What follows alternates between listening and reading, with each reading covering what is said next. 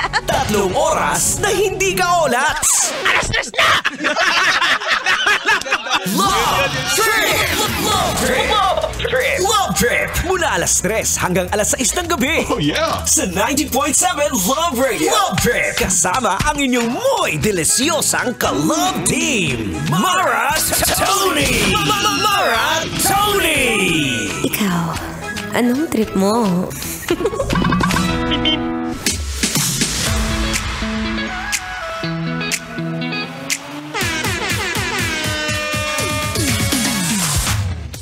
Minsan ba ay nagugulat ka kung bakit yung anak mo hindi mo na makausap?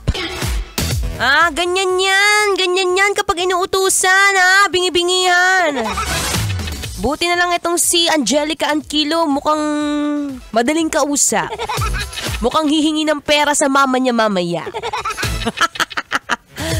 Nagbabalik pa rin ang inyong dadalerang atleta, DJ Mara Tony. Pero kidding aside, grabe mga kabataan ngayon, Grabe kayo, mukha kayong pera. Kayo no? Parang kasama ka rin naman doon, Mara Tony, wag ka nga. Pero may narinig akong podcast story. So, napakinggan ko siya. Ano raw yung mindset ng isang Gen Z at saka isang millennial? Lalo na pagdating sa pagkitaan ng pera, Minsan kasi, aminin na natin, ang mga kabataan ngayon, halos lahat working student na, 'di ba? Aminin mo, pumapasok sa eskwelahan na meron ka mga sideline. Hindi ka na pumapayag na maliit lang ang allowance mo, 'di ba? Aminado rin ako diyan.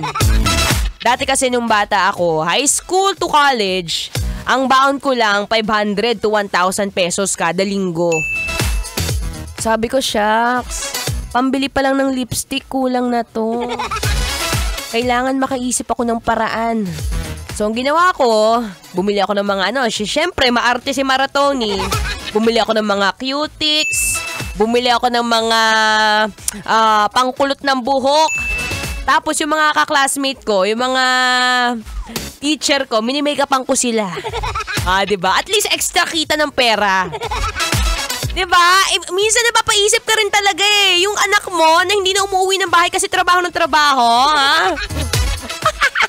Well, hindi naman masama kasing rumakit. Minsan, kapag may mga time yung estudyante o yung anak mo na rumakit, hayaan mo na. Pero, baka naman minsan nakakalimutan mo na rin laban yung panty mo, Baka pati yan, iaasa mo sa nanay mo. Huwag nang gano'n. Huwag ka nang gumaya kay Mara Tony.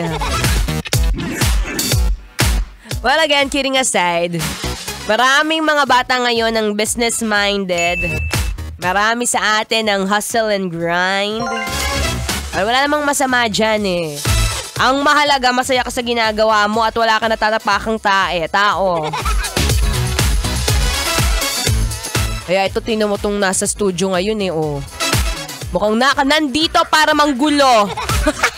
Pero masaya-masaya tayo ngayon kasi syempre may mga kabataan na talagang bumibisita sa atin dito sa radio station ng Love Radio Manila.